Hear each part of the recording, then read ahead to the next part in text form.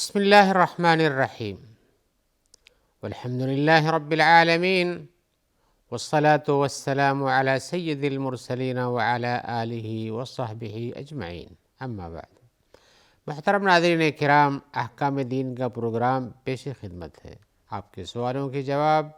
ہم کتاب اللہ اور سنت رسول اللہ صلی اللہ علیہ وسلم کی روشنی میں پیش کریں گے۔ تو آئیے سوالوں کی طرف آتے ہیں۔ آج کا پہلا سوال ہے، پوچھ رہے ہیں کہ شیطان ہمارے ذہن و دماغ میں کچھ قسم کے افکار و خیالات ڈالتا ہے، لیکن سوال یہ ہے کہ کیا وہ ہمارے دلوں میں یا ہمارے ذہن و دماغ میں جو چیزیں گھومتی ہیں، چلتی رہتی ہیں، ان کے بارے میں جانتا ہے، یا اسے یہ پتہ ہے کہ ہم کیا سوچ رہے ہیں اور کیا کرنے والے ہیں؟ اور آگے لکھتے ہیں کہ وسوسہ تو وہ ہوتا ہے جسے آدمی اپنے دل میں چھپا کے رکھتا ہے، اسے کیسے کوئی پتہ کر پائے گا؟ تو کہہ رہے ہیں یہ سب سوالات میرے ذہن میں ابھرتے ہیں اور میں ان کے بارے میں کوئی حل جاننے کے بارے میں بہت پریشان رہتا ہوں، کچھ حل سمجھ میں نہیں آتا ہے۔ جواباً میں عرض کروں کہ بھائی، آپ کے دل میں اگر یہ وسوسہ ہے کہ شیطان ہمارے ہر بات کو جانتا ہے اور ہمارے دل میں جو وسوسہ اٹھتا ہے اس کے بارے میں اسے پتہ ہے، تو شاید یہ سوچتے ہوں آپ کہ آپ کے دل و دماغ سے جو بھی چیزیں چلتی ہیں وہ شیطان کے حکم سے چلتی ہیں، اسی کے مشورے سے چلتی ہیں، لیکن یہ بات غلط ہے۔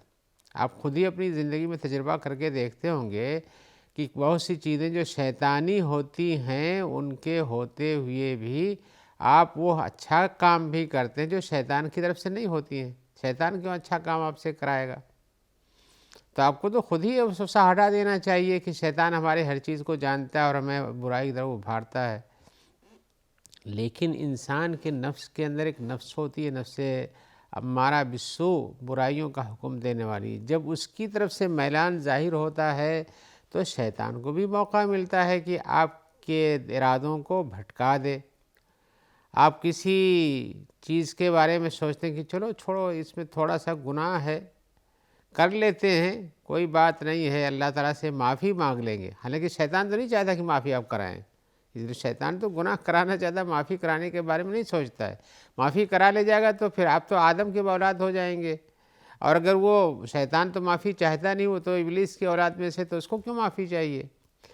تو شیطان ہر چیز کے بارے میں آپ کے نہیں جانتا، نہ آپ کے اس کے مشورے سے آپ چلتے ہیں، نہ اس کے وسوسے کے آپ تابع ہوتے ہیں۔ اس چیز کو سمجھنا چاہیے، ورنہ آپ کے دل میں جو ان سب چیزوں کا جواب نہیں آ رہا ہے تو اس کی وجہ یہ ہے کہ آپ نے شیطان کو ہی سمجھ لیا کہ وہی جو کچھ برائیاں کراتا ہے وہی کراتا ہے، آپ کا کچھ دخل نہیں ہے۔ حالانکہ ایسا کچھ نہیں ہے۔ حقیقت یہ ہے کہ ہر انسان کے ساتھ ایک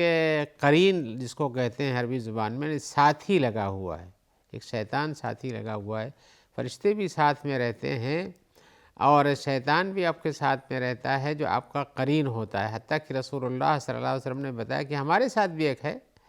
لیکن میں اس کے شر سے محفوظ رہتا ہوں۔ یا کچھ لوگوں نے اس کا ترجمہ کیا کہ اس نے اسلام قبول کر لیا ہے، لیکن اسلموں کا لفظ ہے یا اسلمہ کا لفظ ہے۔ اسلمہ نے اسلام قبول کر لیا، یا اسلمہ میں محفوظ رہتا ہوں۔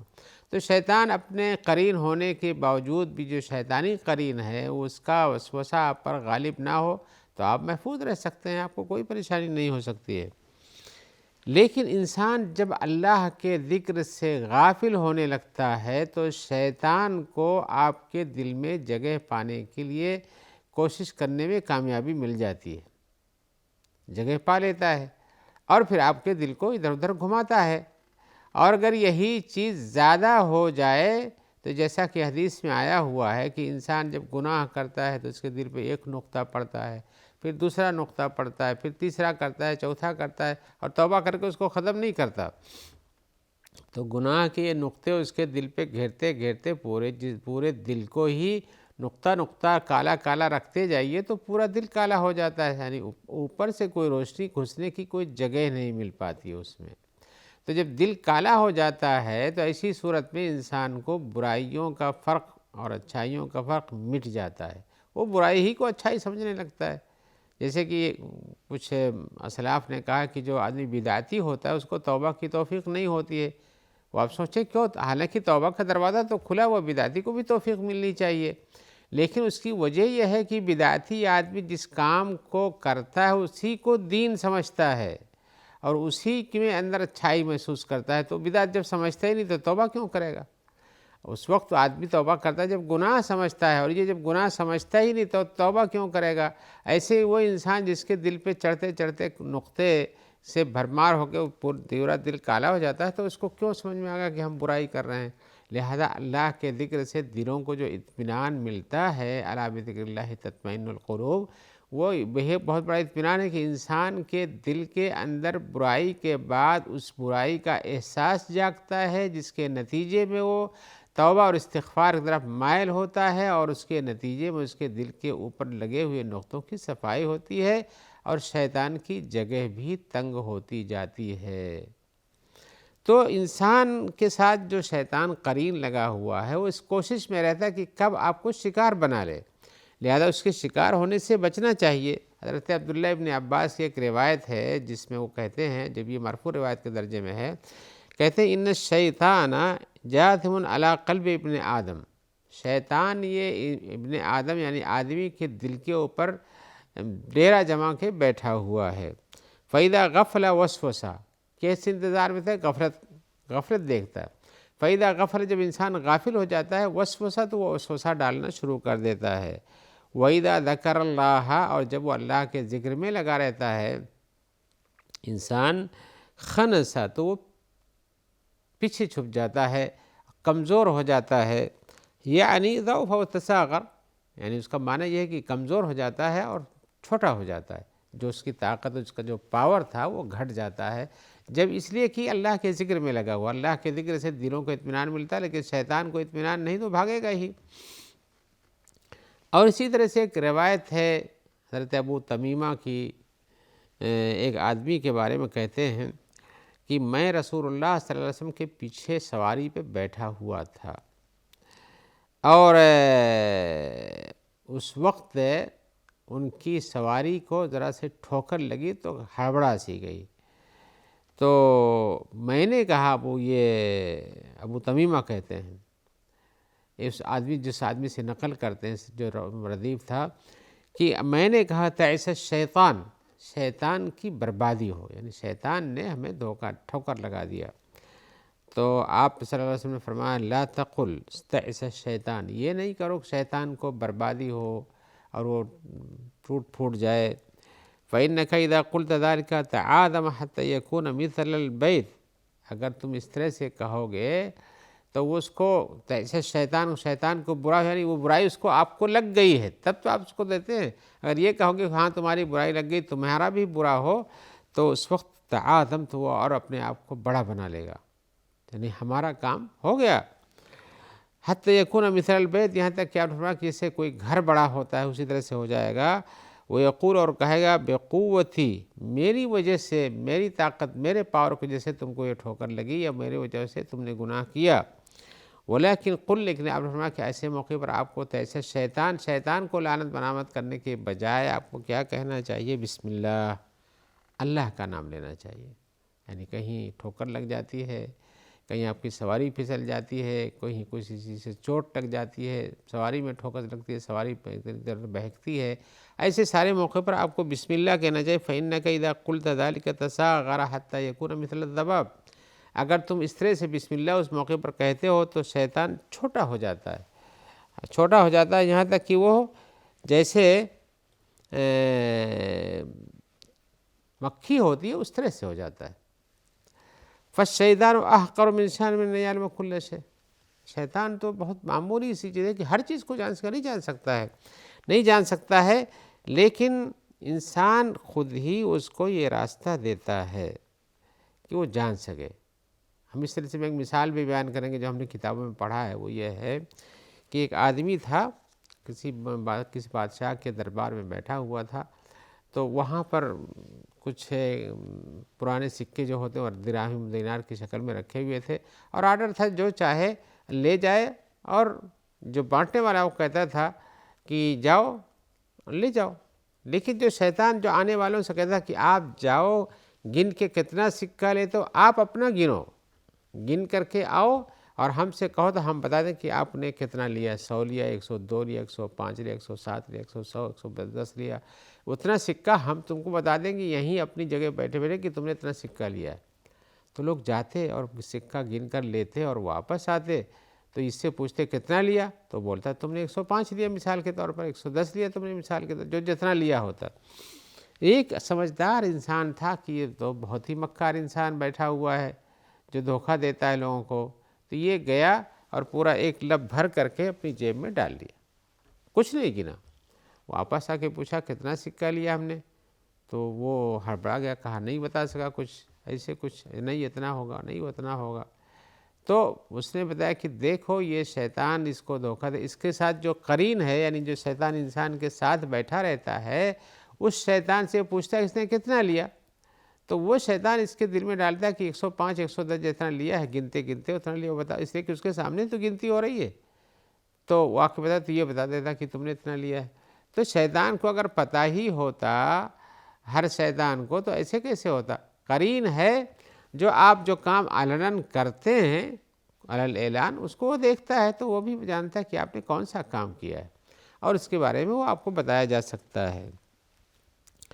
تو اللہ تبارک و تعالیٰ ہی وسوسوں کو، دل کے خیالات کو جانتے ہیں، اور کسی کو پتہ نہیں ہے۔ اللہ تعالیٰ فرماتے ہیں وَلَقَدْ خَلَقْنَا الْإِنسَانَ وَنَعْلَمُ مَا تُوَسْوِسُ بِهِ نَفْسُهُ وَنَحْنُ أَقْرَبُ إِلَيْهِ مِنْ حَبْلِ الْوَرِيدِ۔ سورہ قاف میں ہے کہ ہم نے انسان کو پیدا کیا اور ہم جانتے ہیں جو اس کے دل کے اندر وسوسہ ہوتا ہے، اور ہم تو اس کے شہ رگ سے، جس رگ سے کٹنے کے بعد انسان کی موت ہو جاتی ہے گردن میں، تو اس کے شہ رگ سے بھی زیادہ قریب ہیں۔ تو اس طرح سے تو یہ بات ہے کہ اللہ تعالیٰ وسوسوں کو جانتا ہے، اور ایسے اللہ علم یعلم ان اللہ یعلم سرہم ونجواہم وان اللہ علام الغیوب، کیا ان کو پتہ نہیں کہ اللہ تعالیٰ ان کی چھپی ہوئی چیزوں کو بھی جانتا ہے، اور ان کے چھپ کر کے سرگوشی کرنے کو بھی جانتا ہے، اور اللہ تعالیٰ غیبوں کا جاننے والا ہے۔ شیطان کو یہ سب چیزیں جو آپ کے نفس کے اندر، دل کے اندر ابھرتی ہیں، ان سب کو نہیں جانتا ہے، ایسا نہیں۔ لیکن شیطان آپ کو وسوسے دیتا ہے کہ آپ ایسا کرو ویسا کرو، اور آپ کبھی اس کی موافقت کرتے ہیں تو برائی میں جا گرتے ہیں، اور مخالفت کرتے ہیں تو نہیں جاتے ہیں۔ لہذا انسان کا شیطان کے بارے میں یہ سوچنا کہ وہ سب کچھ جانتا ہے، یہ صحیح نہیں ہے، بلکہ شیطان کو وہی پتہ چلتا ہے جس کو آپ کھلے طور پر کرتے ہیں۔ آپ کے دل کے اندر کوئی بات ہوئی ہے اس کے بارے میں اس کو پتہ نہیں، آپ یہ خیال چھوڑ دیں کہ شیطان ہمیں وسوسہ ڈالتا ہے، برائی کراتا ہے، اور اس برائی کے نتیجے میں ہم اس بات پر پہنچ جاتے ہیں، ایسا کچھ نہیں ہے۔ بلکہ آپ کو دیکھتے ہوئے شیطان کو ابھارتا ہے، یا کسی برائی کو دیکھ کر ابھارتا ہے، اس کو مان جاتے ہیں، یا ایک ہی برائی کرتے کرتے آپ کے دل کے اندر اس کا احساس ختم ہو جاتا ہے، تو پھر کوئی بھی وسوسہ آپ کے اندر ڈال سکتا ہے، جس کو پیدا ہوتا ہے تو آپ اس پر چل پڑتے ہیں۔ آئیے ایک دوسرا سوال بھی بہت ہی اہم ہے، جو عام طور سے لوگوں کے ذہنوں میں پیدا ہوتا رہتا ہے جب وہ سوچتے ہیں۔ سوال یہ پوچھتے ہمارے بھائی کہ ہم نے کچھ لوگوں سے سنا ہے کہ قیامت کے دن یا ایسے ہی قبر میں بھی عذاب جو ہوتا ہے وہ انسان کے جسم پر ہوتا ہے، روح پر نہیں ہوتا ہے، اس لیے کہ روح کو تو اللہ نے پیدا کیا ہے، اور روح پر اللہ کی نعمتیں اترتی ہیں،